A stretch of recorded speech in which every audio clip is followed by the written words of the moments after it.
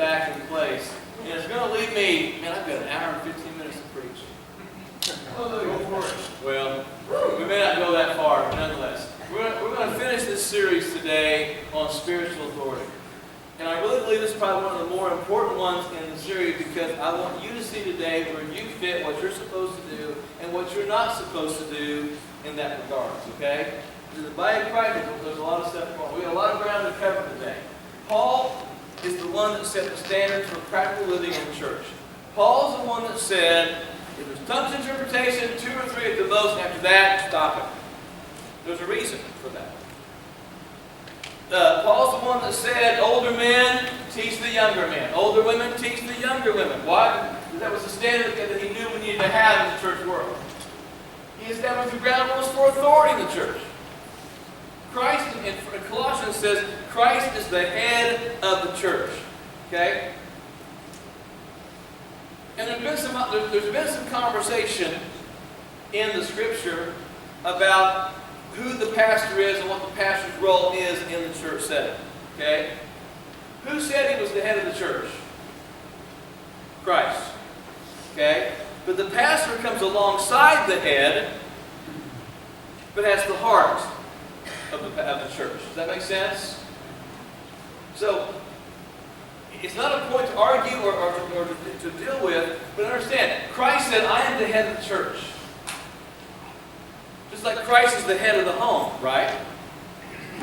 The husband is still the man in charge, according to spiritual authority, right?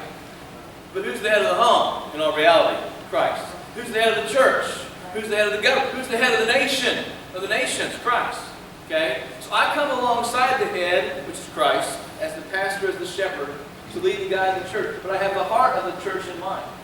Christ is the head of the church, the head of the body, and the head of the home. He is the head of it all. So, when you're in this church and you've got a role, you've got a position, you might be over women's ministries, you might be in the office, you might be over greeters, you might be working with kids' church one Sunday, you might be on the worship team, you might be a part of whatever, but still, Christ is the head of that body, and we submit and surrender our will and our part to Him in that regards. Now, when you're a part of the body, anybody here have a body part that maybe, I want to be careful how I say this, it doesn't function like it used to? Okay? I had a gallbladder that was really, really bad. It turned rogue on me back in 1999. And the doctor said, time to come out. And so that doctor took that body part out, and I'll tell you what, my life's been a whole lot better ever since. But after I had the surgery on my elbow, I've got this arm issue. My arm doesn't work very well. I'm meeting with the surgeon this week to say, I'm not saying you did this, but I need you to find out for sure if you didn't. Okay? Because my arm's been having some issues, and I don't have the strength I had, and it hurts. So that body part is not working like it used to. I've got a thing with my throat. From time to time, you guys never see this or hear it, but every once in a while when I swallow, it's like the cartilage in my neck shifts. And you'll see me from time to time do this, because I'm trying to move it to where when I swallow it doesn't hurt. Matter of fact, sometimes when I'm wearing a tie, and you notice I'm not wearing a tie today, it's because since my trip on Wednesday, or when we flew back, my throat has been driving me nuts and it hurts sometimes, and so I didn't wear a tie today because of that. The tie will be back on next week, don't worry, but if I'm wearing a tie sometimes and that cartilage in my throat is doing that, it becomes more painful. So every one of us has something that's not working right or not shifting right, but we're part of the body. So let's just keep going with the point I want to make. We need to respect those in delegated authority in the church.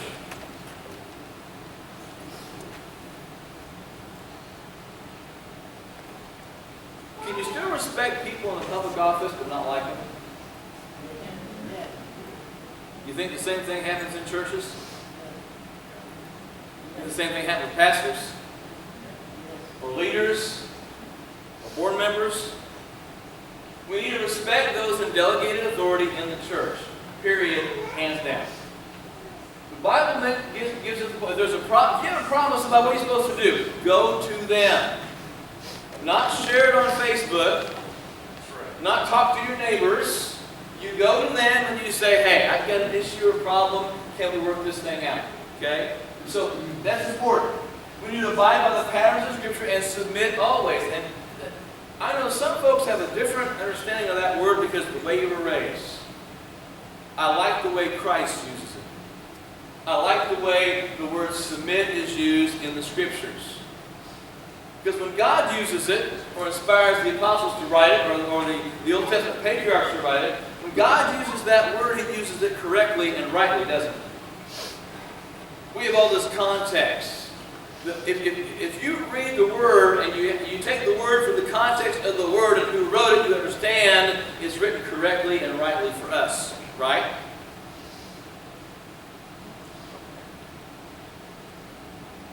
Culture should not mandate or dictate what the Word of God says.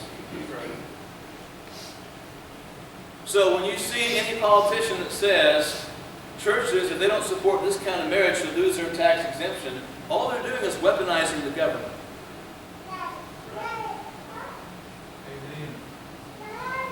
Most of you know, don't expect me to be quiet about government stuff and politics. Can't be, won't be. Why? Tax exemption issue is not really that big of a deal to me. But when members of Congress come to the floor and say, hey, we figured out we can get $131 billion in taxes from churches, what's Congress going to do with that $131 billion? Anybody here trust them to spend it wisely? No. For good things? No. So, but we're talking about church stuff. We're supposed to submit to God's authority in the church. We're supposed to submit to God's authority in government until it breaks God's law. Next week, I will start a series on civil disobedience. It's going to be for 4 weeks. I kept thinking how timely this is going to be. I happened to be in Minneapolis on Thursday when a certain presidential person was there.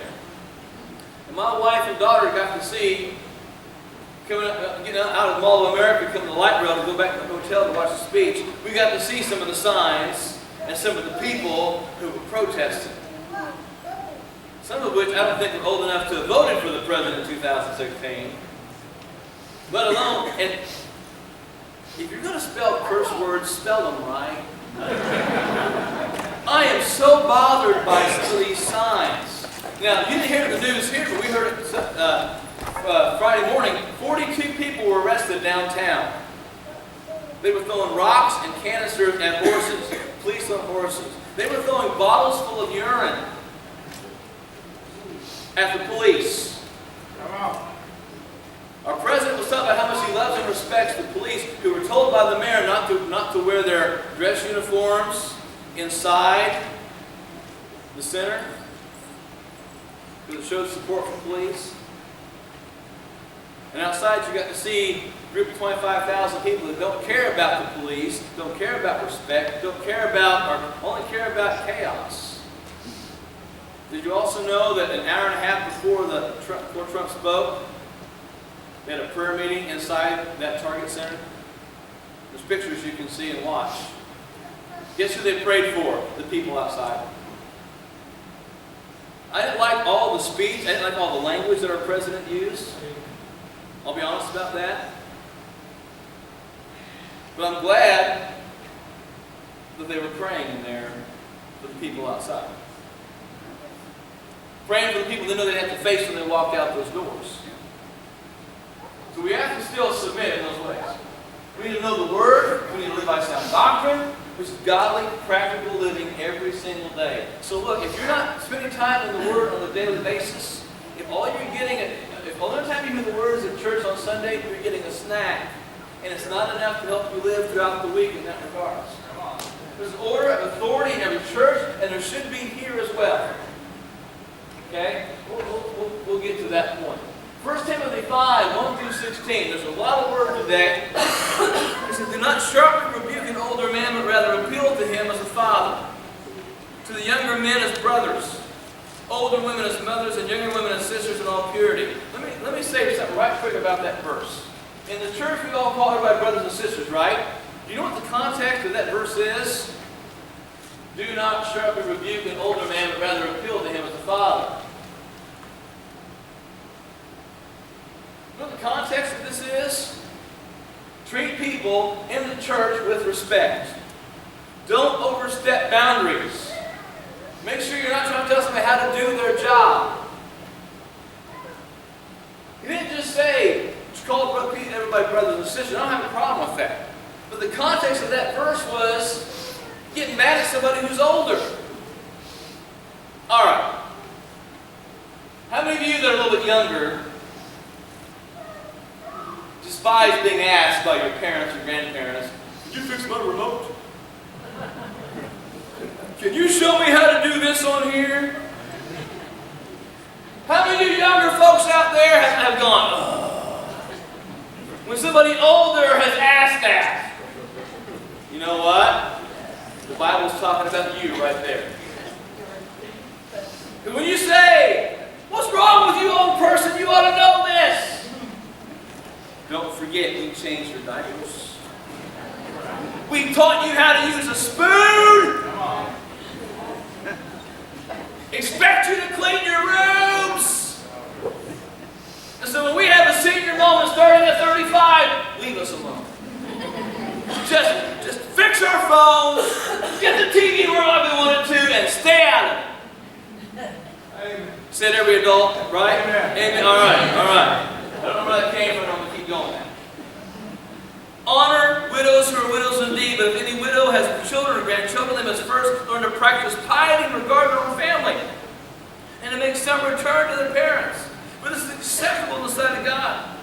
Now, she was a widow indeed, who has been left alone, has fixed her hope on God, and continues in entreaties and prayers night and day. But she who gives herself to wanton pleasure is dead while she lives. Prescribe these things as well, that they may be above reproach. But if anyone does not provide for his own, anyone, it's not just about widows, anyone does not provide for his own, and especially for those of his household, he has denied the faith and the worth and an unbeliever. Widows will be put on the list only if she is not less than 60 years old, having been the wife of one man, having a reputation for good works, and if she has brought up children, if she has shown hospitality to strangers, if she's washed the saints' feet, if she has assisted those in distress, and if she has devoted herself to every good work. But refuse to put younger widows on the list, for when they feel sensual desires in disregard of Christ, they want to get married, thus incurring condemnation, because they have set aside their previous pledge. At the same time, they also learn to be idle, as they go from house to house, and not merely idle, but also gossips and busybodies, talking about things not proper to mention. Therefore, I want younger widows to get married, bear children, keep house, and give the enemy no occasion for reproach. For some have already turned aside to follow Satan. If any woman who is a believer has dependent widows, she must assist them, and the church must not be burdened, so that it may assist those that are widows indeed. Wow, Paul just said a mouthful, didn't he? But don't think, well, I'm not a widow, so does that apply to me? It all applies to us, if it's in the Word. Look what he says. Treat older men like fathers, younger men as brothers, older as mothers, and girls as sisters. In other words, treat each other like we are members of the same family. Because we are. You and I are brothers and sisters in Christ. But once again, the whole context of that verse was about conflict and how we treat each other. So, how many know you usually treat people at home differently than you treat people in public? Anybody? Look, I'm a pastor. My family's a mess. Okay? Because we're human. We deal with stuff. Okay? I'm going to leave that alone.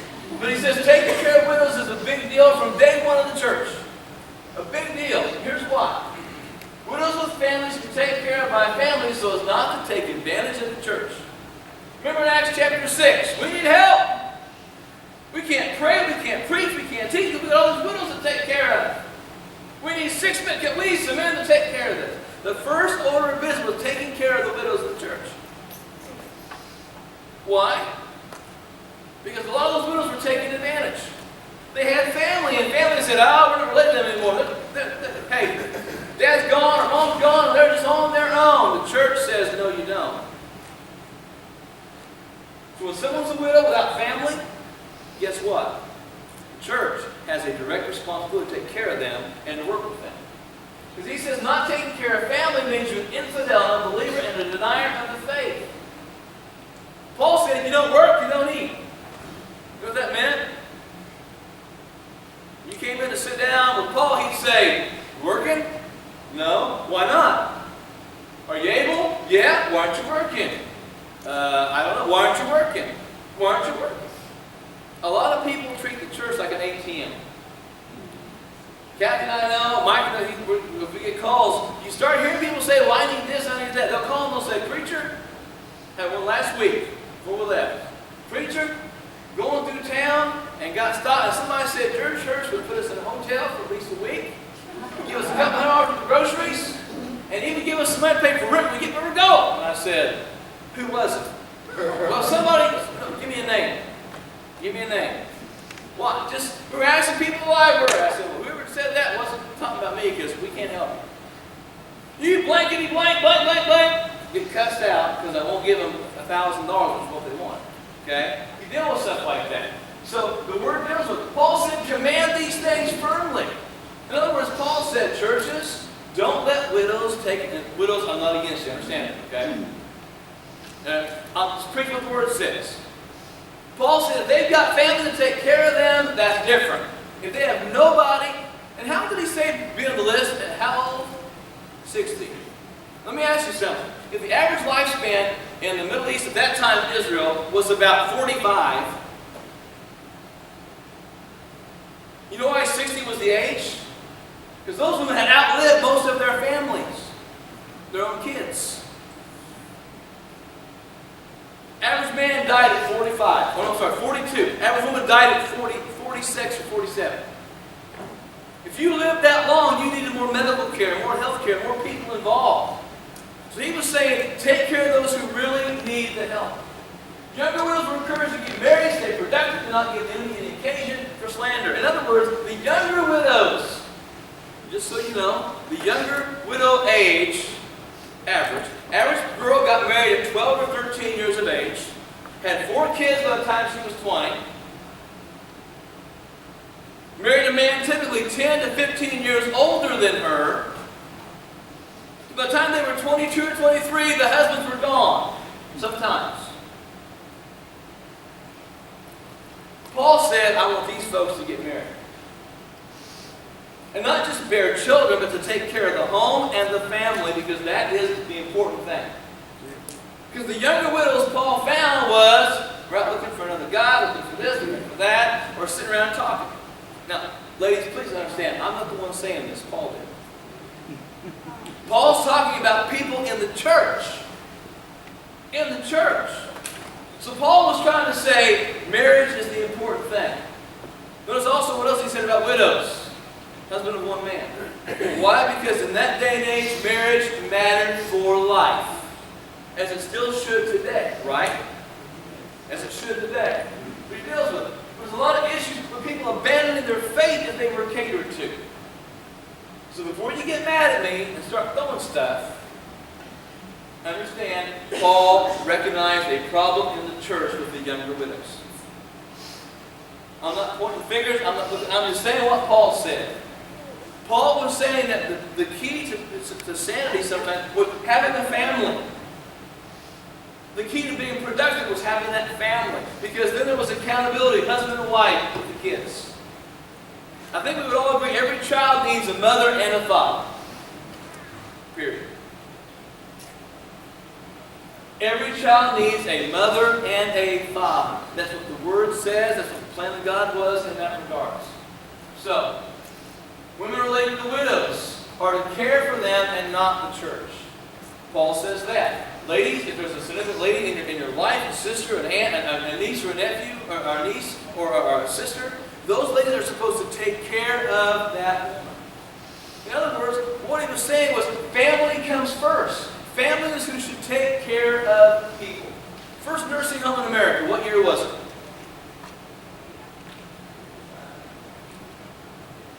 (1946), after World War II. Guess who the first people were in our American nursing homes? Soldiers. How long has VA been around? You guys in the military, how long has VA been around?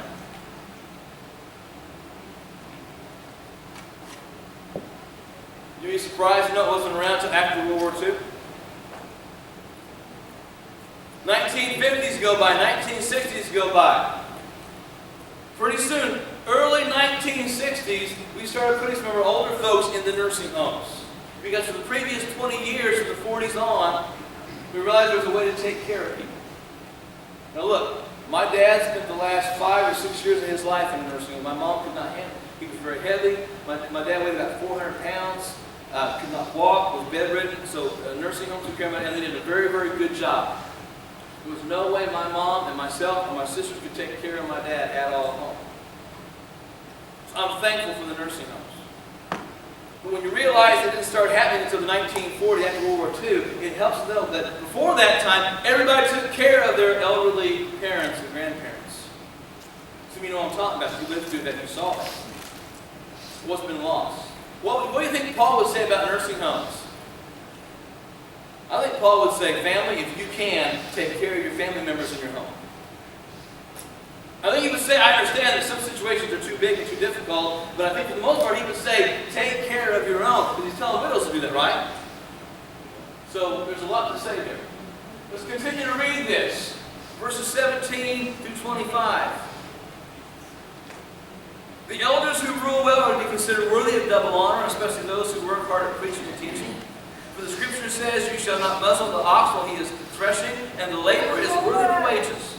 Do not receive an accusation against an elder except on the basis of 2 or 3 witnesses. And those who continue in sin rebuke in the presence of all, so the rest will also be fearful of sinning.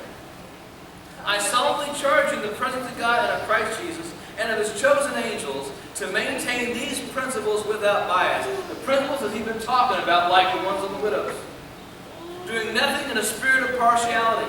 Do not lay hands upon anyone too hastily, and thereby share responsibility for the sins of others. Keep yourself free from sin. No longer drink water exclusively, but use a little wine for the sake of your stomach and your frequent ailments. The sins of some men are quite evident, going before them in judgment. For others, their sins follow after. Likewise, also deeds that are good are quite evident. And those which are otherwise cannot be concealed. So let's just talk real quickly about the elder situation. The double honor for those preaching is not about double pay. But he said they should be paid and taken care of as they oversee the souls of those they serve. Now, I'm not going to say a whole lot about that, but I just want to make the point that the way the church was set up originally was to support the pastor who takes care of the flock. And I appreciate the way that the church takes care of my family and us. So thank you for that. But it's hard work. The word toil is used there. Especially those who work hard at preaching. The word toil is used there because it's a word that means one that makes you tired, one that wears you out. I can tell you about 50 and 60 and 70-hour weeks. I can tell you about time of counseling. I can tell you about community stuff. I can tell you about stuff in the church. The people that think all a pastor does is preach on Sundays are so wrong about that. We're in the community, we're out in public, we talk to people, we deal with counseling, pastors, we do a lot of different things. We do stuff that you never think about or dream about. But that's part of it. It also says accusations that the elders should follow the principle of 2 or 3. This is not just the pastors, this is about board members and leaders as well. If there's an accusation, there should be 2 or 3 people that saw it, 2 or 3 people that heard it, 2 or 3 people that were there when those things came out. Because the principle of 2 or 3 is Old Testament, isn't it? In other words, if you're going to say something, one person is not enough in that regards. In other words, 2 or 3. God has said there needs to be at least 2 people. Where 2 or 3 are gathered together. That's a common phrase, right? Why not just one? You ever think about that? Well, the whole idea of that 2 or 3 are gathered together means 2 in league with each other. 2 that are praying for a certain thing to happen. 2 that are praying for certain things to be accomplished. So at least you got 2. If you can grab the third, hey! Because Solomon said 3 is better than 2. 2 is better than 1 in that regard. So you got to keep those principles in mind. And he also says persistent sin should be rebuked in front of the entire church. There's a lot of churches that will not deal with sin or address it. There are. And my wife is my witness on this. I've told the story a couple times, and I'll tell it again because it fits with the story, with the word. I had a guy in the church at Terre Haute who was in an adulterous relationship with a lady in the worship team. I went to both of them, and I said, you guys have got to stop. You got to stop this. Tell your spouse what's going on, whatever. The woman told her husband. The guy did not tell his wife.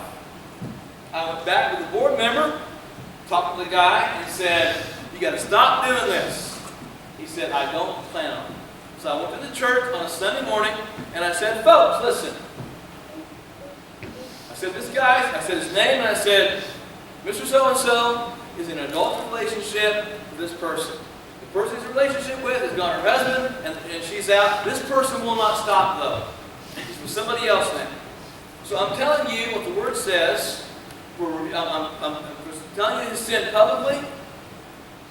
I did not say treat him like an infidel. I said, I need 10 men that will pray for this guy.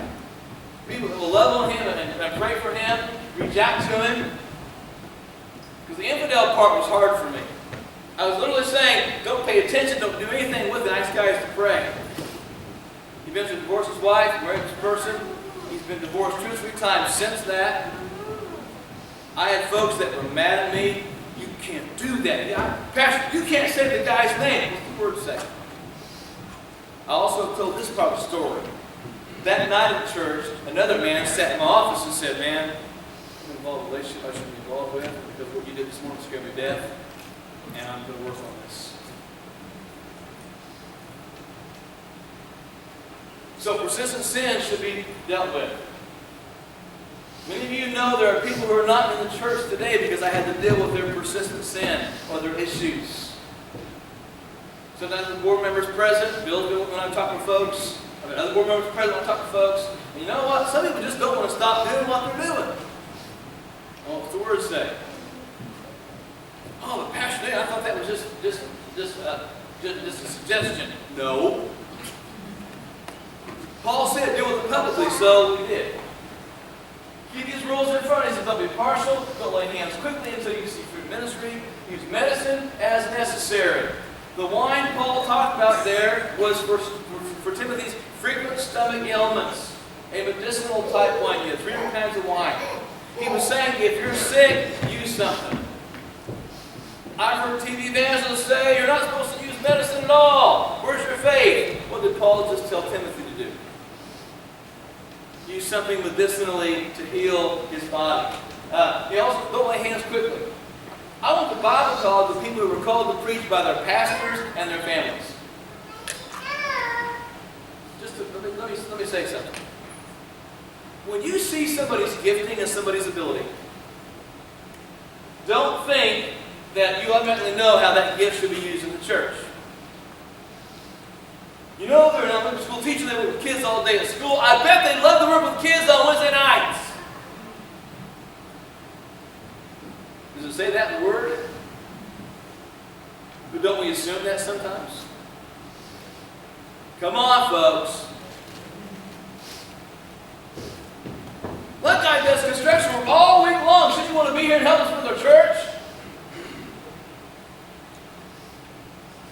Anybody here like to have a break from your job from time to time?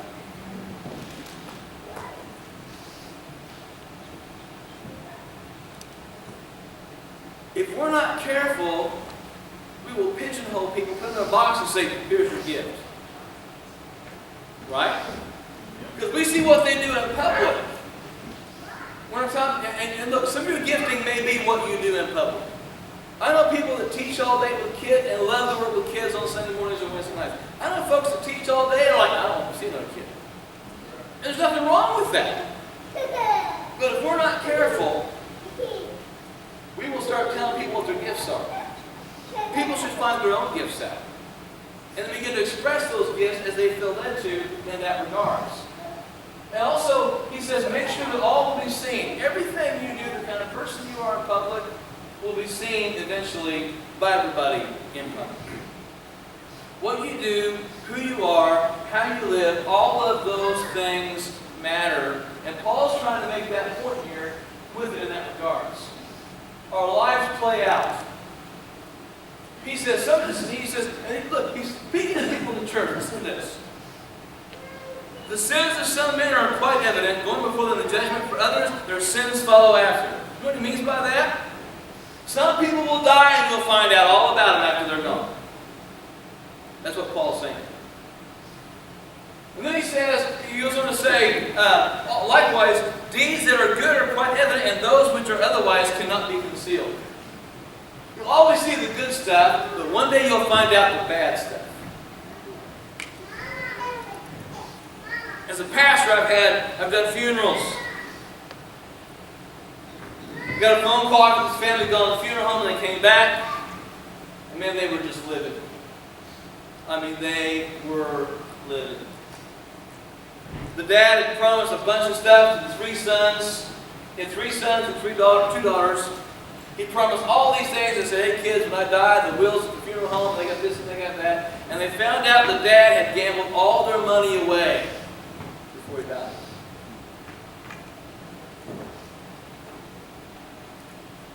One of the sons says, we don't want a funeral. We want to take the casket out behind the barn and shoot him. His words.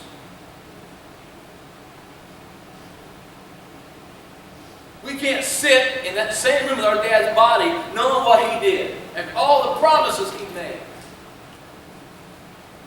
All that stuff came out.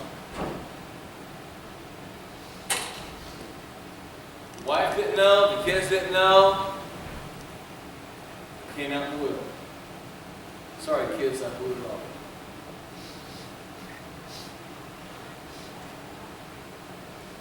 They got stuck with the nursing home bill. They got stuck with a lot of stuff. It all came out. It all came out. The things that are done in darkness we shouted from the rooftops, right? The same rooftop that David saw Bathsheba, Absalom came in and set up his own tents up there. It works that way if you're not careful. So here's the real story today. There's 27 bones in the human hand and 26 bones in the human foot. So guess what? Nobody here is just the hand or the elbow. Because I've got 4 fingers and a thumb on my hand, right? Knew a guy back in Indiana. He was working on an oil rig and was holding the pipe so they could drop the piece down. And they dropped the piece without telling him. No thumbs anymore. Instant thumb removal. I would watch him try to grab that bottle. He'd grab like if it was a bottle of water, he'd grab it like this. Or 2 liter, he'd grab it like this. Didn't have thumbs, had to totally grab things a whole different way entirely. Why? Because he didn't have a thumb. So you might be a part of the hand, right? You might be the palm. You gotta have a palm to do your hand, right? You gotta have a thumb. You gotta have 4 fingers, because if you don't have 4 fingers, you can't do your hand right. Right? So if you know exactly what body part you are, well, realize this, there's 2 million working parts in each eye. 2 million! What if you're the cornea? What if you're the retina? What if you're the pupil? What if you're the part of the eye that helps us get sharper, focus? What if the cornea is gone? What if the retina doesn't work? What if you're the glob of fluid in the eye that keeps it expanding? What if 2 pieces were gone from your eye that make it work and function correctly? What if the rods and the cones weren't there? In other words, you know what I'm saying? What if you're this finger here? Pointer that aims. What if you're the thumb that helps grab hold of stuff? You can't grab a bottle without a thumb.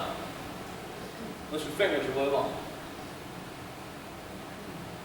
We got this idea, Paul said they're part of the body. We got this idea, well, I'm the heart, I'm the lungs, I'm this. You might be a part of the hand. You might be a part of the foot. 26 bones in your foot. What happens if you break 2 of those bones in your foot? Nobody wants to be the pinky toe. It's the one that always, you can stub your big toe, it doesn't hurt nearly as much as that little thing, right? Saw a statistic long ago, the medical doctor said they hear more cursing in an ER room when the little toe is hurt than in the big toe. Human nature. But we're part of the body, each one of us in that regard. There's 15 systems that function in every single human body. If your respiratory situation is not functioning right, you're going to have trouble breathing. What if your circulatory system isn't working well?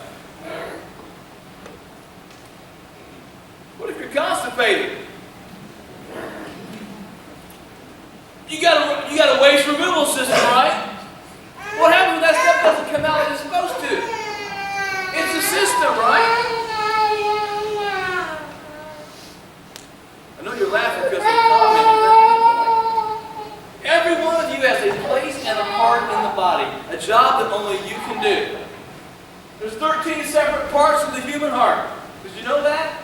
13 separate parts. So when your aorta isn't functioning right, or you got a leak there, or a hole, praying for Cameron. Praying for you, buddy. Because we know that God's going to take care of that hole in your heart. I graduated with several kids from high school and college that had that. And sometimes they work out, sometimes they stay like that. But you know what? My friends are still going well. So you're in our prayers. What happens when something doesn't work right? It affects everything else. When you get the flu, what's the worst part of the flu? Is it the cramps and the aches? Is it the coughing and the hack? Is it the headaches? You know when you take NyQuil, whether it's got alcohol in it or not, NyQuil only fixes 3 parts of the 7 parts of the flu virus. 3 out of 7. That's a bad bet. Right? But when you get something like that, it affects every part of the body, doesn't it? So when we understand this, you are a part of the body of Christ. There's something you're supposed to do. So and there's plenty of stuff that we need to do in the body of Christ. It's not just about construction and work. It's not about cleaning and stuff like that. But if you're just here on Sunday, and that's all you do, I want you to ask yourself, what more is there I can do to be a part of the body of Christ? Why? Because you're a part of the body of Christ. As a part of the body, if you're not doing what you can do or should be doing or need to do, guess what? Something's not getting done in the body. So what can you do and how can you do it? It's not just the parts that Paul talks about in Corinthians. It's that they work together. Every Sunday, typically, by the time the church service is done, my Fitbit tells me I got right now I'm 12,242 steps.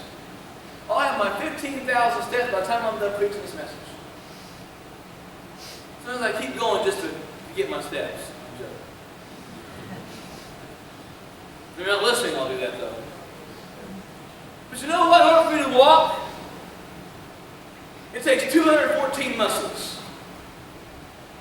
Because even when you're walking, you're stepping, your foot's off the ground, you've got to balance with one, your hip has to lock in place. All these muscles, cartilage, take 214 muscles, 137 ligaments and tendons are moving while you're walking to keep your balance.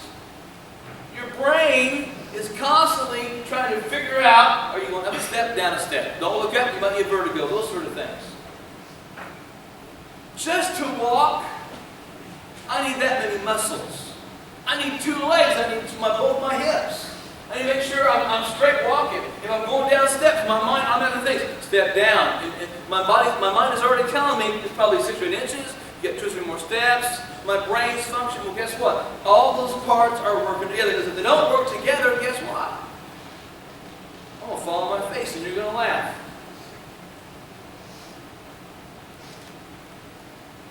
So when I go to press this clicker for the next thing, my brain says, push the middle button.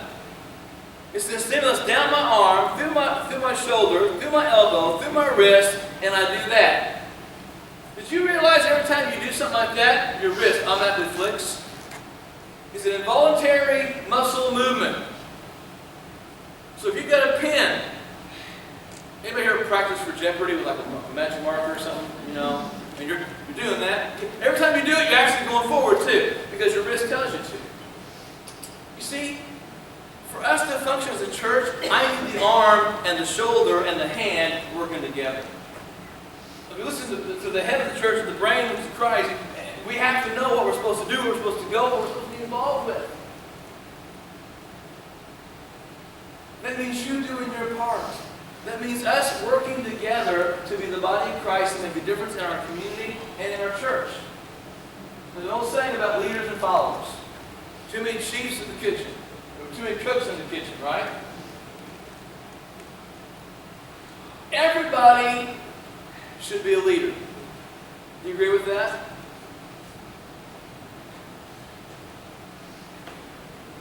Should everybody be a leader? Should everybody be a follower? Let's change the language. Should everybody be a servant? And as a servant, be a leader. And as a servant, be a follower. Does that make sense? You see, every one of you has a job to do and a role to do within the context of this body and this church. So be the part He calls to be, and don't try to be another part. Because sometimes we think we can do it better than somebody else. Glad to hear it. But there was a guy on the board of Terre Haute who's now in prison. He would always tell us that his ministry was telling other people what they were doing wrong. Am I right? His ministry was to tell others what they were doing wrong. Very critical, very mean-spirited. He messed up a lot of people. And I hope he's very humble now by his situation. He's spent time in prison. I'm talking about a former board member. We thought he knew what he was supposed to do. He had no candor. He was callous about everything. Critical of everything. Obviously had no prayer life at the time of the Word. He wanted you to know how you should do it.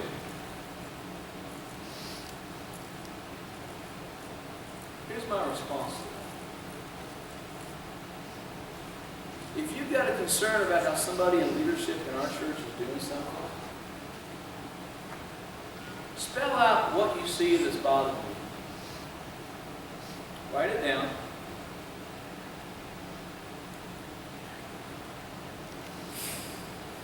Sit down with that person. Don't talk to anybody else about your concerns.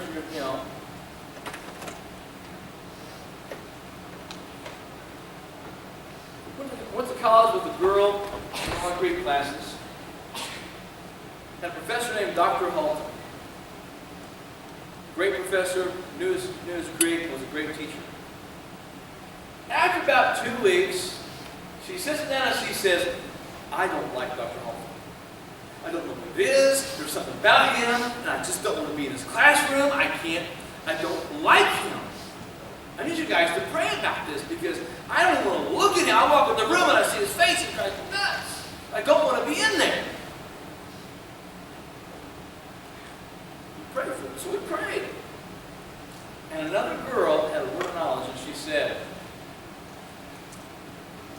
the Lord just told me that he reminds you of a villain on a TV show you're watching. She went, can't be. Guess what? It was. Not a bad TV show, nothing immoral about it, but the villain reminded her of him. The girl went on to say, you need to go apologize to Dr. Hoffman and tell him what's going on. Oh, I can't do that. Well, I will. Oh, no. Go. So she went. She said, Dr. Hoffman, in front of class.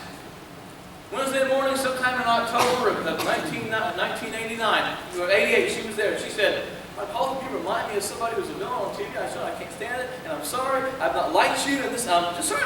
He gave her a hug and said, it's okay. Start teaching Greek.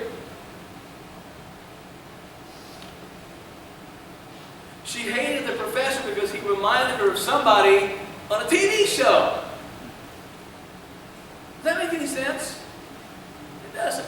But you know what? Sometimes you don't like people because of the way they look, or things you assume about. Come on, I don't care you're all Christians. You're all human too, aren't you?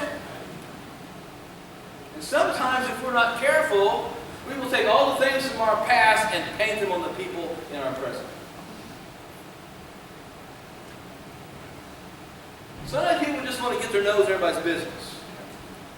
That's not a good thing to do either. So, when that begins to happen, what's the Bible say if you've got ought against somebody? Go to them.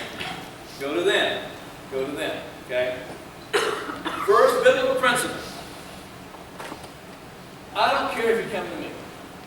You can do that. I'll talk about things with you. I understand we all in the church world, we want to make sure nothing gets out of hand, nothing gets crazy. And sometimes so much happens, you're just like, holy cow, where did this all go? It's built up, it's built up, it's built up. At some point, you have the biblical right to say to that person, hey, I'm in charge of this. And you keep stepping on my authority or stepping over me or doing this, and it's got to stop. Does that sound like biblical evidence, biblical, good, true biblical stuff? Yeah.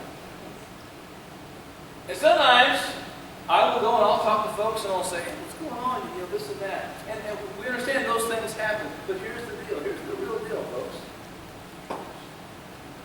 If God's appointed someone to be in charge and they're delegated authority, so I've appointed, the board's appointed, are they the delegated authority? Yes. If you have an issue, what's the first thing you should do? You should pray. Lord, I'm seeing something that bugs me, bothers me. I need to take care of the situation. Take care of this. You do that.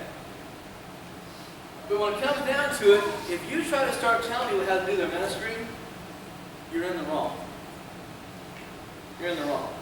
And sometimes in the church world, somebody covets that position or covets that thing. And sometimes they're just busybodies, and the Bible talks about that too. Okay? Do we confront busybodies? Yeah.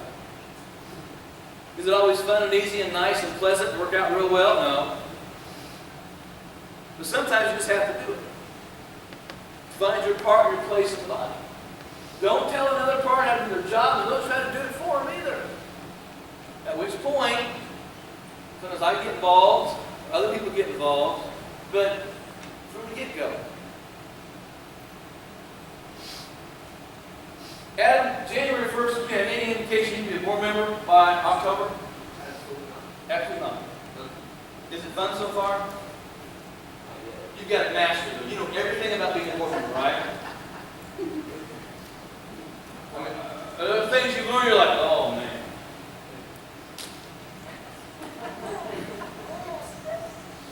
What if somebody said, you know, he's not been the board very long, but I think he needs to go? Based on what? Based on your attention, based on your understanding. There are things that board members know that nobody else needs or wants to know. Okay? There are things that I know that nobody, I'm going to take a lot of stuff to my grave. Has anybody here ever heard that I talk about everything that I'm told in private in this community? Anybody ever heard that? Some of you in this room have told me some pretty hairy things. Has anyone else heard about those things you told me out in public? Hopefully that says something about the kind of person I am when it comes to private stuff you tell me. Okay? I got to live with that. I got to deal with that. I'll say it before God an answer for it. But we all have an obligation to do what God's called us to do. Older, younger men, older, the younger the men, the women, the roles are set up clearly. Younger people in this room, every teenager, every child, don't be afraid to help us if we ask you to do something. And that stuff starts in the home. We will know the understanding of civics and respect and honor that your kids have is going to be based on what they see in the home. Right? I mean, civics doesn't start in the school, it starts at home. The first time you fuss at toilets at school because the teacher says flush, there's something wrong. I don't like automatic toilets. In the Chicago airport, they have this thing you bend down to wash your hands. There's soap, water, and a blower right there. It was the most amazing thing to me.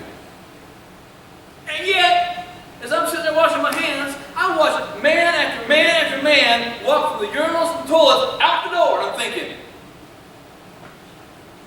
guys, look at this, this is amazing. All three things right, you don't have to move. You stand right here and not move. Soap, water, blower, it's all right here.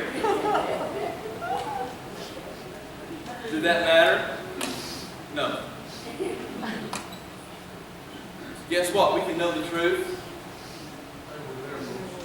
I was in Chicago, but nonetheless. You get the point. You lead a horse to water. Can't make it. So there's a lot that we've got to do. See, living it right means our doctrine is right. So younger people, you need to learn how to flush and clean your rooms. You need to learn how to have respect for adults. You need to learn how to watch what you say and how you say it and where you say those things. Because the church does have a part of a role of helping you grow up and learn. A couple of years ago, we did the Rural Compassion event. We had hosted pastors here. And I'm telling you what, I saw young people serving, white shirts, and it was wonderful. Everybody came together. We all worked together, and it was wonderful to do that. It was the older, it was the younger, it was everybody coming together. I want to do more stuff like that. More stuff like that. So as we come together as a body, we got things we need to get some painting done upstairs. If you can help with that this week, please let me know. Please let me know. We need 2 rooms and a hallway to be painted. I'm going to need some help getting the lift up on the platform as soon as the service is over. We need some greeters that would be out there. We need some folks who will call and visit those that are sick or in the hospital. If I can't get to do it or be around. There's a lot of things that we need to do in the church. A lot of things, and it's not just physical construction stuff, it's the body. So what's your part in the body? Last week I told you I was going to ask, and I'm asking now. Have you thought about someone to invest in? Have you thought about someone to mentor? Have you thought about the name of that person, of someone that you are going to pour into? Maybe through a lunch, maybe just through praying, maybe just through conversation. Have you thought of one person, older ladies, you can invest in, who's a younger lady than you? Older guys, have you thought of one younger guy that you can pour into and talk to, pray with, and encourage and help? I'm going to tell you, older guys and older ladies, the younger ones will teach you something too. And not just how to program your phone.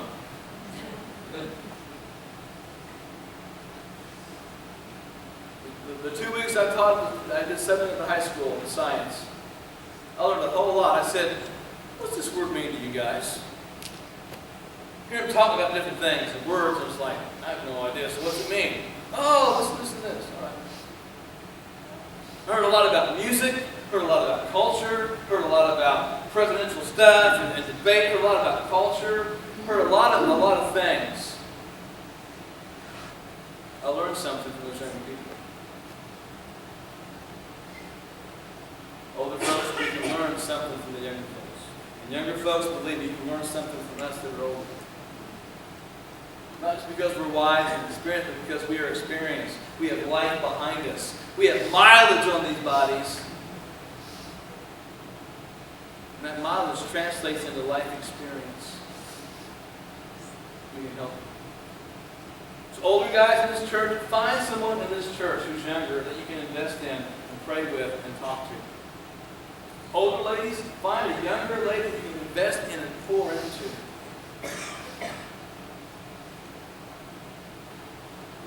Whether you're single, married, divorced, doesn't matter. Find somebody you can plug that you can pour into because it matters. Find your part. Find your place and be the part. Be the part whereby God wants you to be.